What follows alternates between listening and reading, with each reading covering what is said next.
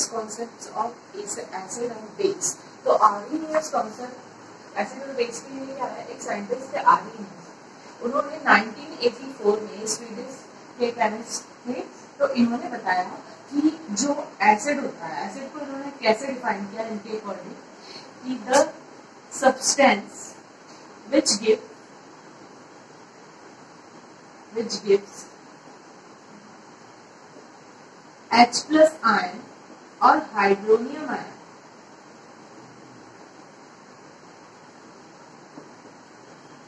in aqueous solution called acid.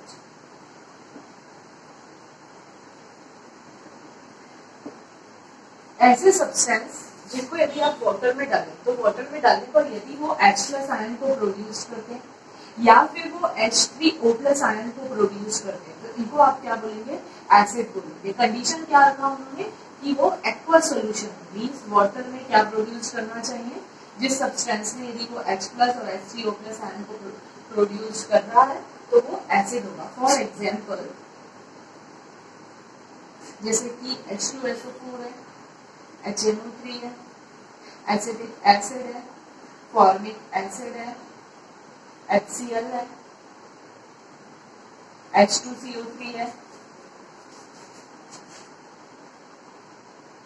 HCl है, ये सारे क्या प्रोड्यूस करते हैं, H प्लस को। इसलिए जैसे आपने लिया HCl को लिया और इसकी यदि वाटर के साथ रिएक्शन कर रहे, वाटर के साथ रिएक्शन क्या कर रहा ना, यदि आपने इस एसिड को वाटर के अंदर डाला तो डालने पर क्या होता है कि यहाँ से ये H प्लस रिमूव हो जाएगा और Cl माइनस आयन बनेगा। देखिए ये जो H प्लस है इसको आप ऐसे भी समझ सकते हैं कि यहाँ पर से ये H प्लस निकला और इस H2O के साथ कंबाइन हुआ, कंबाइन होने पर इसने क्या दिया, H3O प्लस आयन को दिया। ठीक है, तो इस इक्वेशन को मैं कैसे भी लिख सकती हूँ, इस इक्वेशन को मैं ऐसे भी लिख सकती हूँ कि यहाँ पर क्या बना होगा, H3O प्लस आयन बना होगा और साथ में Cl माइनस आयन बना होगा। तो इसकी जगह मैं इस इक्वेशन को भी लिख सकती हूँ। इसको हम बोलते हैं hydronium ion, H3O plus ion. देखिए H प्लस आयन जो होता है ना वो फ्री स्टेट में नहीं रह सकता है, इसीलिए जब वो वाटर के अंदर आता है तो उसके साथ कंबाइन होकर हाइड्रोनियम आयन बना लेता है। हम रिप्रेजेंटेशन के लिए H प्लस आयन लिख देते हैं पर वो होता है हाइड्रोनियम आयन। उसके बाद जैसे ये है HNO3 है, तो HNO3 को जब आप वाटर में डालेंगे तो ये भी प्रोड्यूस करता है H प्लस आयन को और इसके साथ क्या बनता है, NO3 माइनस आयन बनता है, या क्या बनेगा H3O plus ion plus NO3 minus ion. जैसे आपने H2SO4 लिया या एसिटिक एसिड लिया, CH3COOH एसिटिक एसिड, इसको लिया, इसे नाइट्रिक एसिड बोलते हैं और ये क्या है, हाइड्रोजन साइनाइड, इसे बोलते हैं hydrogen cyanide. Vinegar acetic acid को जब आप वाटर में डालते हैं तो ये भी आयन देता है, CH3CO minus plus H plus. तो जितने भी H प्लस देंगे वो सारे क्या होंगे, एसिड। अच्छा, अब एसिड के बाद हम देखते हैं आर्हेनियस कॉन्सेप्ट फॉर बेस। तो बेस के लिए इन्होंने क्या बताया कि अकॉर्डिंग टू आर्हेनियस डेफिनेशन, देखिए एसिड और बेस की बहुत सारी डेफिनेशन है, उसमें से अभी आपके सिलेबस में जो है सीबीएसई के सिलेबस में 10th के, उसमें सिर्फ एसिड एंड बेस की आर्हेनियस कॉन्सेप्ट दिया हुआ है, जबकि बहुत सारे कॉन्सेप्ट होते हैं, ब्रॉन्स्टेड एंड लॉरी है, लुईस कॉन्सेप्ट है, ये भी होते हैं, पर इसमें आपके सिलेबस में क्या है, आर्हेनियस कॉन्सेप्ट ही होता है। तो बेस के लिए देखिए, बेस के लिए आर्हेनियस ने बताया था कि जो OH माइनस आयन देते हैं वाटर में एक्वस सॉल्यूशन में, जो सब्सटेंस OH माइनस आयन को प्रोड्यूस करेगा उसे आप क्या बोलेंगे, बेस। जैसे आपने NaOH लिया और इसको आपने वाटर में डाला एक्वस सॉल्यूशन, तो ये कैसे डिसोसिएट होगा, Na प्लस बनाएगा और यहाँ से ये हाइड्रोक्साइड आयन को प्रोड्यूस करता है। तो जो भी हाइड्रोक्साइड आयन को प्रोड्यूस करेगा उसे उन्होंने क्या बोला, बेस बोला। जैसे आपने KOH लिया, इसको आपने वाटर में डाला तो ये K plus plus OH minus ion बनाएगा। जैसे आपने कैल्शियम हाइड्रोक्साइड लिया, इसको डिसोसिएट करना, इसको वाटर में डालेंगे तो ये भी कैसे डिसोसिएट हो जाएगा, Ca2 plus plus 2OH minus ion, ऐसे ये डिसोसिएट। जैसे आपने लिया NH4OH,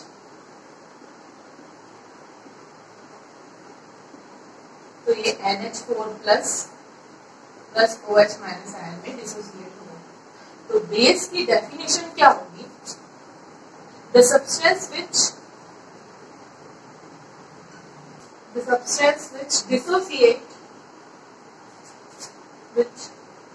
dissociate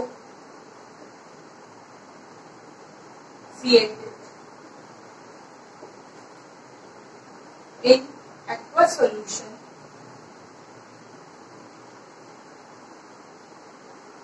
to give OH minus ion called base। ये है आर्हीनियस कॉन्सेप्ट, ठीक है। इसके बाद हम classification of acid and base देखते हैं। Classification of acid and base में सबसे पहले हम एसिड का क्लासिफिकेशन देखते हैं कि एसिड को कैसे क्लासिफाई किया हुआ है। तो देखिए, एसिड को इसकी रिएक्टिविटी के अकॉर्डिंग या इसके, आप ऐसे समझ सकते हैं कि इसके डिसोसिएशन के अकॉर्डिंग इसको 2 टाइप से डिवाइड किया हुआ है। पहला जो एसिड होता है उसको हम बोलते हैं स्ट्रॉन्ग एसिड, और जो दूसरे टाइप के एसिड होते हैं उनको हम बोलते हैं वीक एसिड। तो देखिए, हमने एसिड किसको कहा?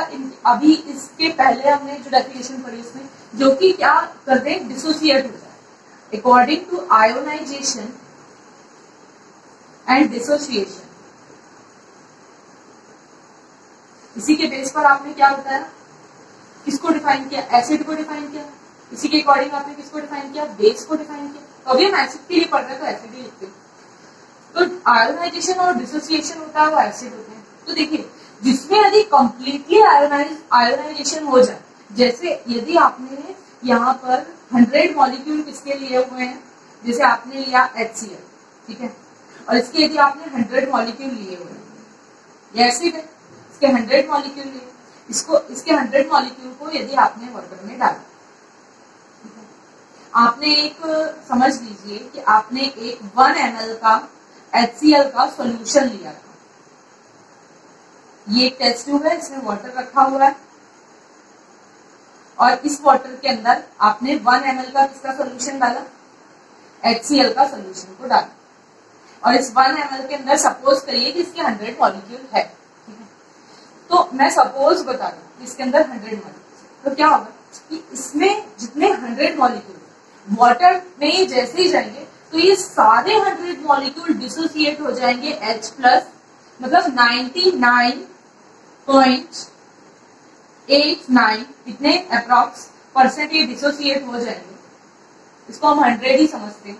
तो H प्लस आयन और Cl माइनस आयन दे देंगे, इसमें ये डिसोसिएट हो जाए, ठीक है।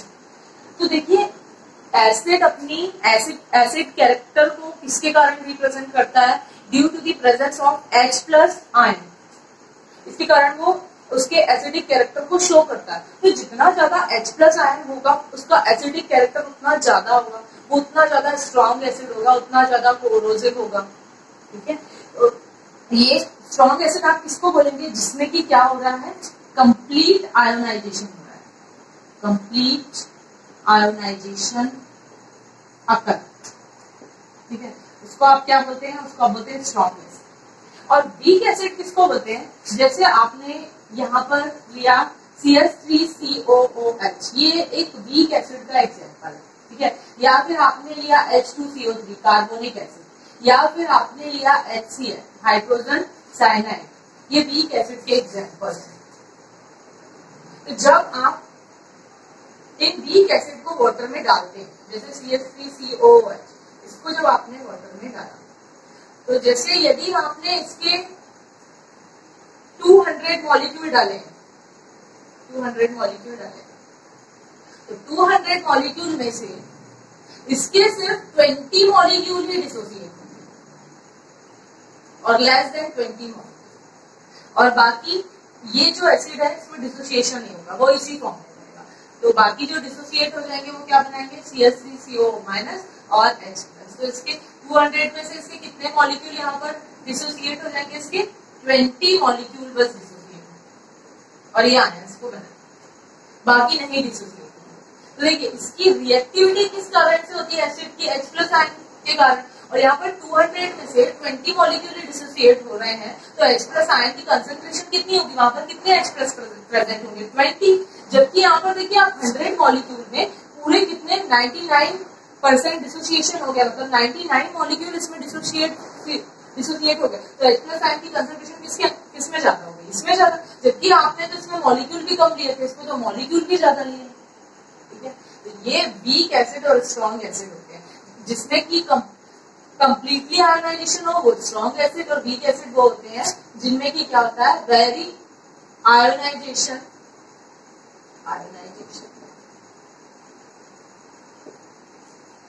occur in very small extent.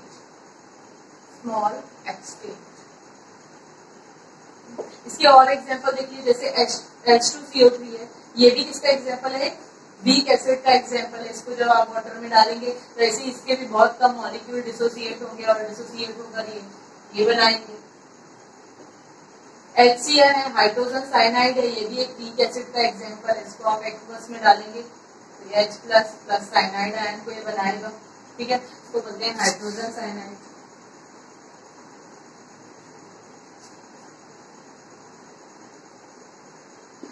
देखिए ये जो स्ट्रॉन्ग एसिड है इसके एग्जांपल्स क्या हैं, इसके एग्जांपल्स हैं H2SO4, HNO3, HCl।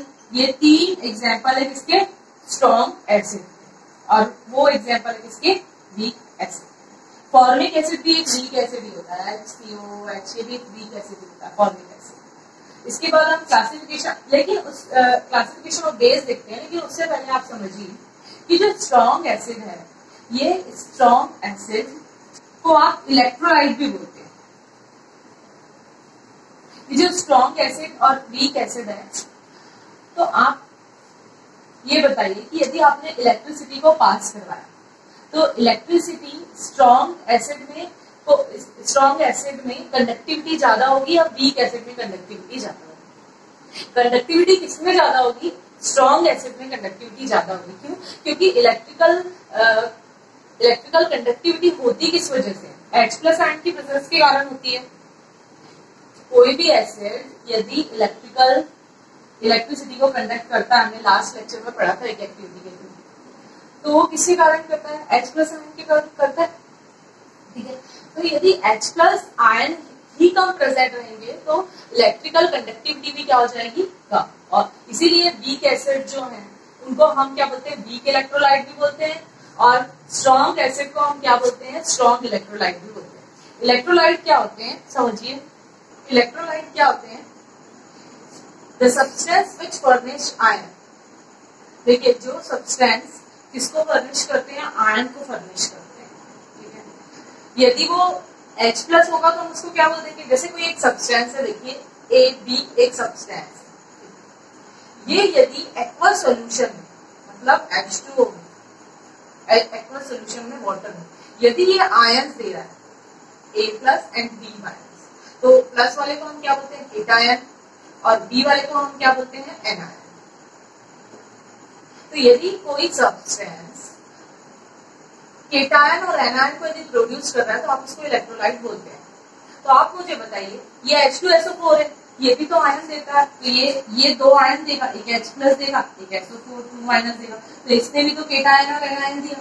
यहाँ पर देखिए, जैसे हम यदि बेस की बात करें, सपोज जैसे मैंने बेस लिया NaOH, तो ये डिसोसिएट होगा तो कैसे डिसोसिएट होगा, ये भी एक केटायन देगा और एक एनायन देगा। तो इलेक्ट्रोलाइट ऐसे सब्सटेंस, सपोज जैसे मैंने NaCl ले लिया, तो ये डिसोसिएट होगा तो ये क्या देगा, Na प्लस देगा, और साथ में क्या देगा, Cl माइनस। तो देखिए ऐसे सब्सटेंस जो कि क्या प्रोड्यूस करें, केटायन और एनायन को प्रोड्यूस करे, वो इलेक्ट्रोलाइट होते हैं। तो इलेक्ट्रोलाइट में फिर क्या क्या आ जाना चाहिए, एसिड आ जाना चाहिए, बेस भी आ जाना चाहिए, और सॉल्ट भी आ जाना चाहिए। मैंने सॉल्ट भी तो लिखा, तो उसको ये मतलब नहीं है इलेक्ट्रोलाइट को कि वो H प्लस दे रहा है कि नहीं, वो OH माइनस आयन दे रहा है कि नहीं। इलेक्ट्रोलाइट आप उस सब्सटेंस को बोलते हैं जो कि क्या करे, केटायन और एनायन को प्रोड्यूस करे। हाँ, हम एसिड किनको बोलते हैं, जो एज अ केटायन जो एक्वस सोल्यूशन में क्या दे, H प्लस आयन दे, उसको हम एसिड बोलते हैं। ठीक है, बेस हम किसको बोलते हैं, अभी आरएनएस की हमने डेफिनेशन पढ़ा था, उसमें हमने पढ़ा था कि बेस वो सब्सटेंस होते हैं जो कि एक्वस सोल्यूशन में एज अ एनायन किसको प्रोड्यूस करते हैं, OH माइनस आयन को प्रोड्यूस करते हैं, वो बेस हो जाते हैं। और सॉल्ट जो कि as a cation H plus ion को प्रोड्यूस नहीं करते हैं और as a anion OH minus ion को प्रोड्यूस नहीं करते। दोनों कंडीशन एक साथ अप्लाई होनी चाहिए कि प्लस के फॉर्म में यहाँ पर H प्लस भी ना हो और OH माइनस के फॉर्म में यहाँ पर, और नेगेटिव आयन के फॉर्म में यहाँ पर OH माइनस आयन भी ना हो।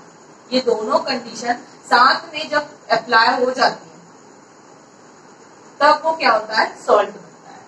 ठीक है, तो एसिड, बेस एंड सॉल्ट, ये तीनों को कलेक्टिवली हम क्या बोलते हैं, कुछ नहीं है इलेक्ट्रोलाइट, बस इन्हीं तीनों को हम क्या बोलते हैं, इलेक्ट्रोलाइट बोलते हैं। क्यों, क्योंकि ये तीनों क्या प्रोवाइड करते हैं, हमें आयंस को प्रोवाइड करते हैं। तो electrolyte the substance which gives ions, the substance which furnish ions in aqueous और मोल्टन स्टेट, मतलब उसकी जो मोल्टन स्टेट होती है ना, पिघली स्टेट, उसमें भी यदि वो आयंस को फॉर्म कर देते हैं तब भी आप उसको क्या बोलेंगे, इलेक्ट्रोलाइट। और मोल्टन स्टेट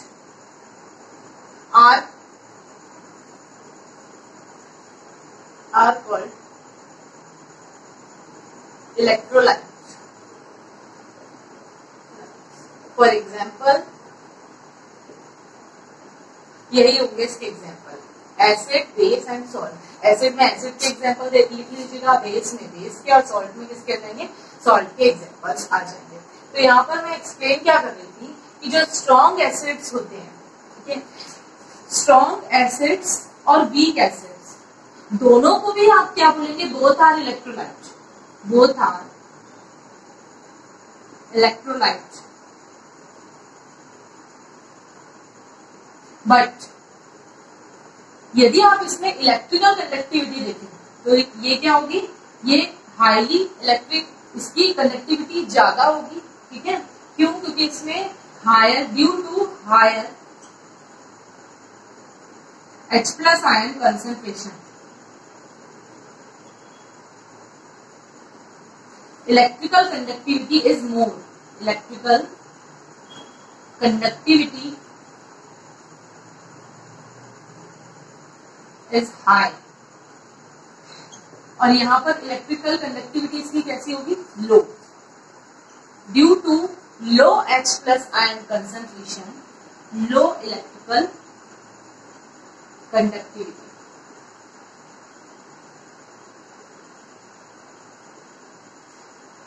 दोनों में ये डिफरेंस। ठीक है, इसके बाद हम देखते हैं classification of base. Strong base क्या होते हैं, देखिए बेस को भी हमने किसके बेस पर डिफाइन किया था कि एक्वस सॉल्यूशन में जो किसको प्रोवाइड करते हैं, जो आयोनाइज हो जाते हैं, आयोनाइजेशन, डिसोसिएशन होता है कंपाउंड का, और उस आयोनाइजेशन पर जो OH माइनस आयन प्रोवाइड करता है एज अ नेगेटिव आयन, जो क्या देता है OH माइनस आयन, उसको आप क्या बोलते हैं, उसका बेस बोलते हैं। ठीक है, तो देखिए स्ट्रॉन्ग बेस और वीक बेस के लिए डेफिनेशन सेम एसिड जैसे कि यदि आपने NaOH लिया और इसके यदि आपने 100 मॉलिक्यूल लिए हैं, 1000 मॉलिक्यूल लिए, तो 1000 मॉलिक्यूल में से 90 मॉलिक्यूल जो वो इसके डिसोसिएट हो जाए।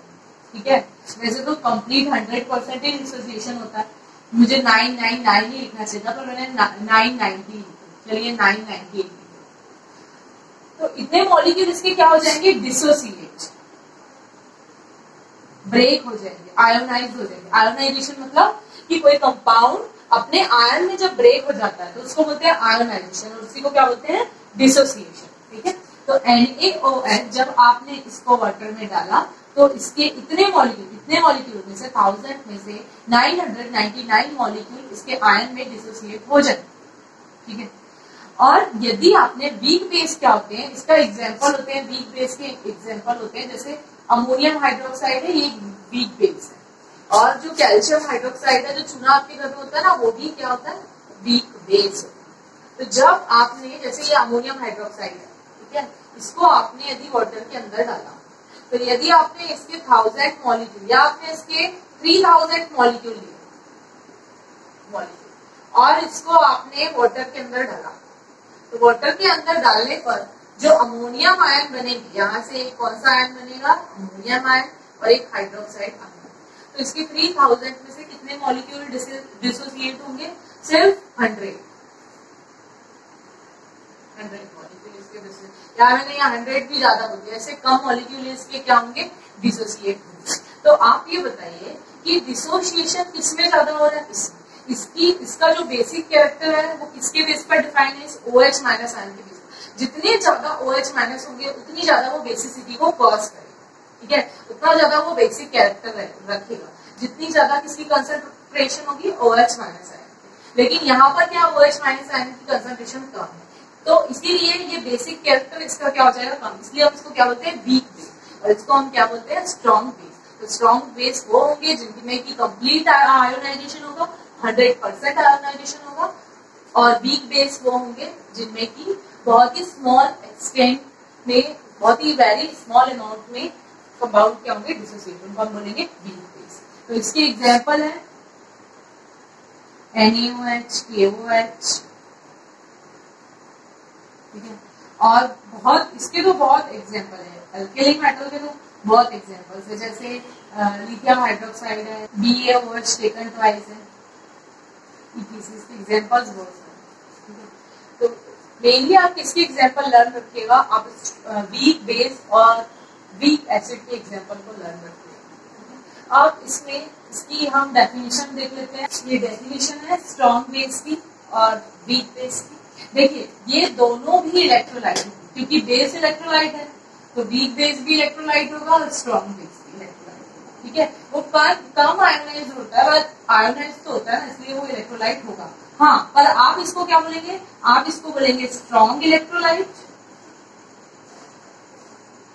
और इसको कौन सा इलेक्ट्रोलाइट बोलेंगे, आप बोलेंगे वीक इलेक्ट्रोलाइट, वीक इलेक्ट्रोलाइट। ऐसे ही इसके पहले जो आपने एसिड में इलेक्ट्रोलाइट पढ़ा था, उसमें भी आप जो स्ट्रॉन्ग एसिड होते हैं उनको क्या बोलेंगे, स्ट्रॉन्ग इलेक्ट्रोलाइट, और जो वीक एसिड होते हैं उनको बोलते हैं वीक इलेक्ट्रोलाइट, ठीक है।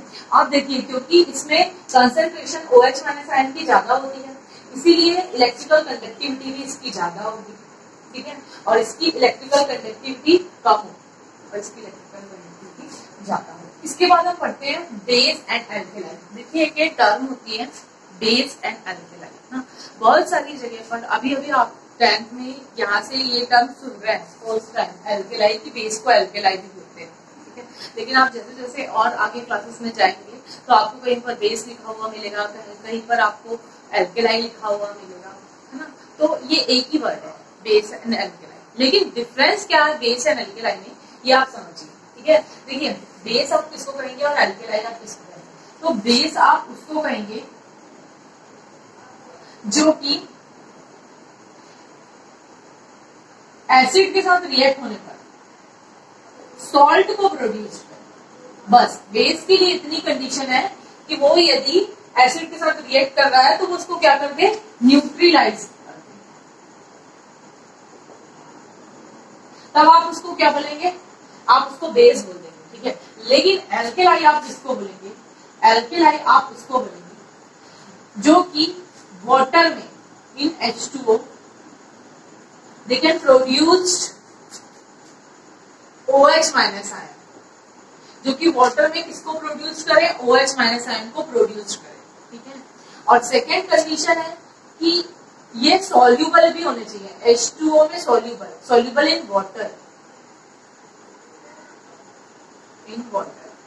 ये वाटर में सॉल्यूबल भी होने चाहिए, वाटर में जाने के बाद ये OH आयन प्रोड्यूस भी करना चाहिए, ठीक है। ये बिटर इन टेस्ट भी होने चाहिए, और ये दो कंडीशन तो होनी चाहिए, ठीक है। उसके बाद ये दो चीजें जिसमें होती है, मतलब कि जो वाटर में डिसॉल्व भी हो जाता है और डिसॉल्व होके OH माइनस आयन भी दे देता है, ठीक है। और उसके ये दो क्वालिटी जिनमें होती है उसमें ऑटोमेटिक क्या क्वालिटी होती है कि वो बिटर इन टेस्ट होंगे, ठीक है, वो सोपी टच नेचर के होंगे, सोपी टच होंगे, वो सोपी टच इन नेचर होंगे, और कोरोसिव इन नेचर होंगे,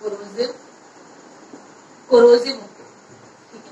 इतनी सारी प्रॉपर्टी इसमें जिसमें होती है उसको हम क्या बोलते हैं, एल्कलाइन। और बेस बस क्या क्वालिटी होनी चाहिए उसमें कि वो किसी भी एसिड को न्यूट्रलाइज कर दे कोई सब्सटेंस, तो उसको हम बेस बोल देते हैं, और एल्कलाइन हम उनको बोलते हैं। अच्छा एक बात बताइए कि एल्कलाइन में ये प्रॉपर्टी होगी कि नहीं? अरे बिल्कुल होगी। एल्कलाइन भी क्या करते हैं, जबकि ये OH माइनस आयन दे रहे हैं तो वो तो एसिड में क्या होता है H+ आयन, तो उसको न्यूट्रलाइज करेंगे, तो ये प्रॉपर्टी तो इनमें होती है। लेकिन उसके साथ ये दो प्रॉपर्टी भी होनी चाहिए कि वो एक तो सबसे फर्स्ट एंड इम्पोर्टेंट कंडीशन कि वो वाटर में सोल्यूबल होना चाहिए और उसके अंदर OH माइनस आयन प्रोड्यूस करना चाहिए, तो आप उनको एल्केलाइन।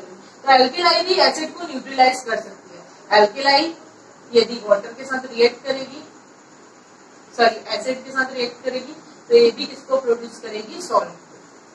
आप इनको एल्केलाइन बोलेंगे। इसके एग्जांपल्स क्या है? इसके एग्जांपल्स हैं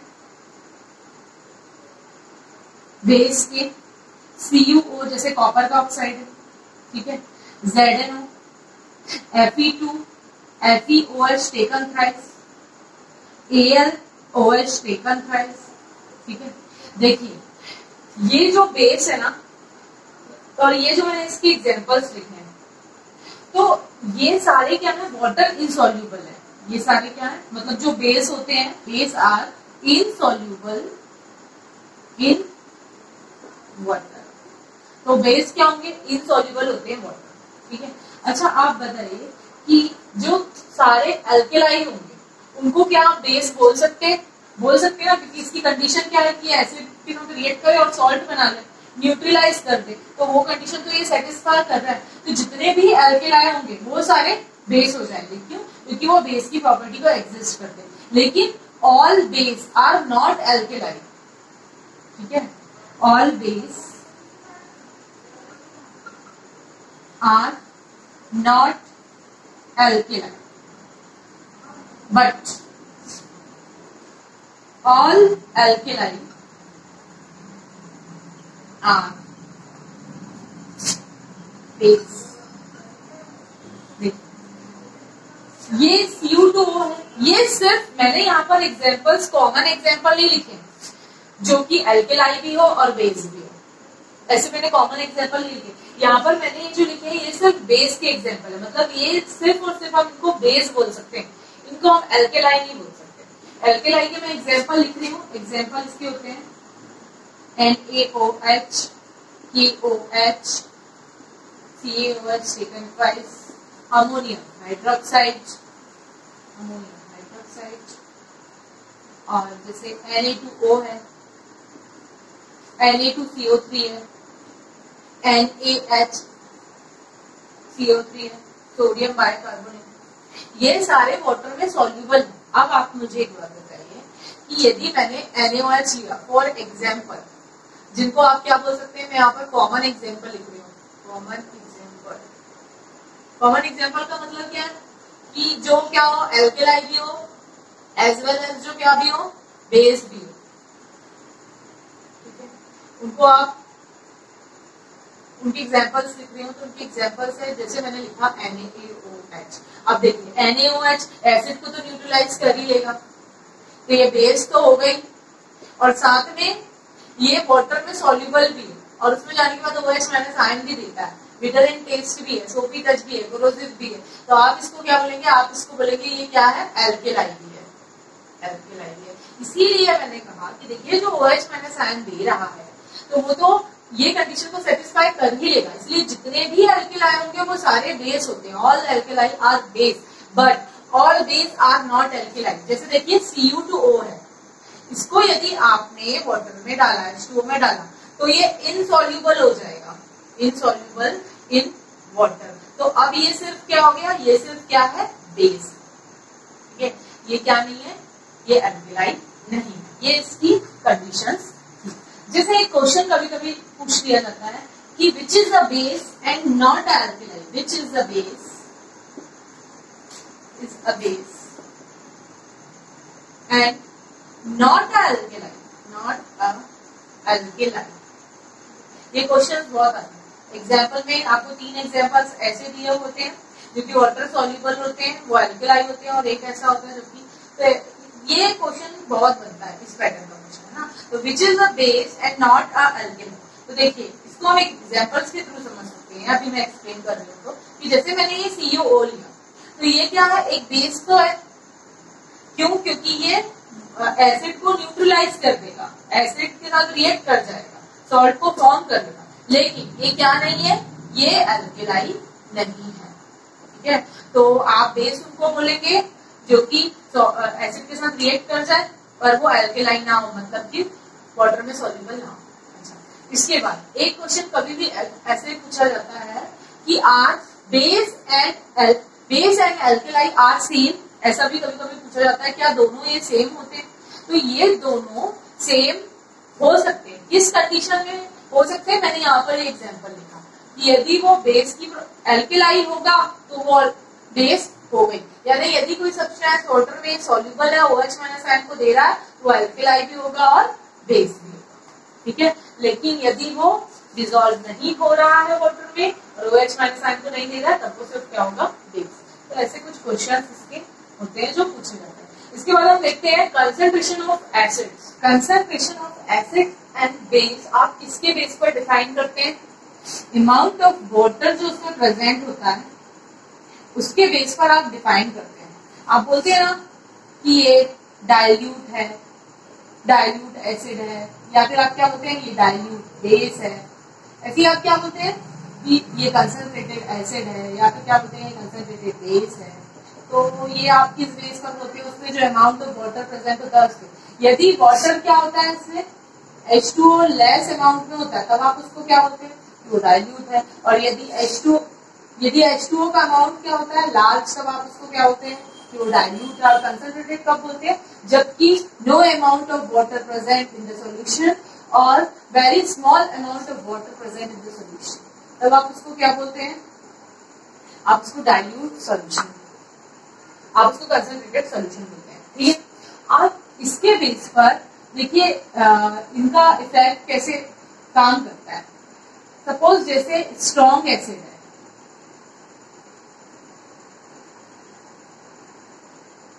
या स्ट्रॉन्ग बेस है, ठीक है, या स्ट्रॉन्ग बेस, इनका सॉल्यूशन। तो ये जो स्ट्रॉन्ग एसिड होते हैं ना, आपने घर में देखा होगा कि आपके यहाँ पर एसिड्स बहुत पुराने टाइम में जब ये सब नहीं हुआ करते थे, हार्पिक और ये सब, तब एसिड्स आता था टॉयलेट क्लीनर करके। तो वो जो एसिड्स होता था उसमें परसेंट कितना होता था एसिड का? HCl होता था उसमें, तो HCl का परसेंट कितना होता था? सिर्फ 30% होता था।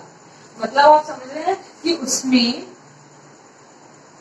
वाटर जो है, वाटर उसमें कितना होता था? 170 ml वाटर H2 होता था और सिर्फ 30 ml उसमें क्या होता था? एसिड। लेकिन यदि उसकी 1 ड्रॉप भी यदि किसी पॉट पर भी पड़ जाए, ठीक है, या टाइल्स पर या फ्लोर पर कहीं पर भी पड़ जाए, तो वो उसको क्या कर देती? पूरे खराब। यहाँ तक कि जो स्टेनलेस स्टील आपके घर पर होता है उस पर भी यदि उसकी थोड़ी सी भी ड्रॉप आए तो वो उसको क्या कर देती? पूरा कोरोसिव।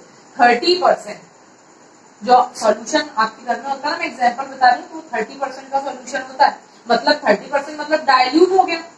तो आपको पता है वो डाइल्यूट भी कितना ज्यादा कंसंट्रेटेड होता है, फिर आप उसको और ज्यादा डाइल्यूट करते, और ज्यादा डाइल्यूट करके और फिर आप उसको यूज करते थे। मतलब आप उसका कितना डाइल्यूट सॉल्यूशन यूज करते हैं, फिर भी वो हाईली कोरोसिव होता है। इसका मतलब क्या है कि स्ट्रॉन्ग एसिड और strong base solution remains strong even in dilute solution।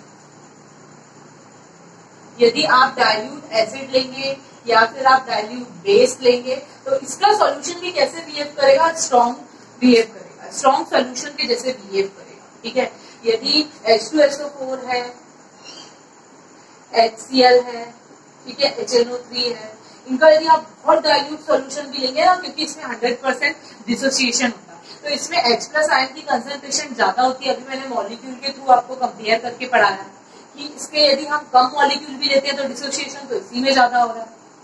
ठीक है, इसके हम अभी हमने 200 मॉलिक्यूल और 100 मॉलिक्यूल से कंपेयर करके देखा था। आप वीडियो को वापस जाके देखिए, आपको पता चलेगा कि डिसोसिएशन इसकी, देखिए एसिड कैरेक्टर वो रख क्यों रहा है, एसिड कैरेक्टर वो H प्लस आयन के कारण रख रहा है। तो यदि आप डाइल्यूट सॉल्यूशन, यदि आप वीक एसिड या क्या आप लेते हैं वीक बेस लेते हैं और इसकी यदि कंसेंट्रेशन ज्यादा भी ले रहे हैं, तो इसकी कंसेंट्रेशन ज्यादा भी होगी तो इसमें डिसोसिएशन कैसा होगा, कम डिसोसिएशन होगा। तो कम डिसोसिएशन होगा इसका मतलब क्या है कि उसमें H plus OH minus ion कम है, मतलब एसिड और बेसिक कैरेक्टर कम है, इवन इन कंसेंट्रेटेड सॉल्यूशन। और strong acid and strong base solution remain strong even in dilute solution. तो इसको आप क्या लिख लेंगे कि weak acid and weak base solution remain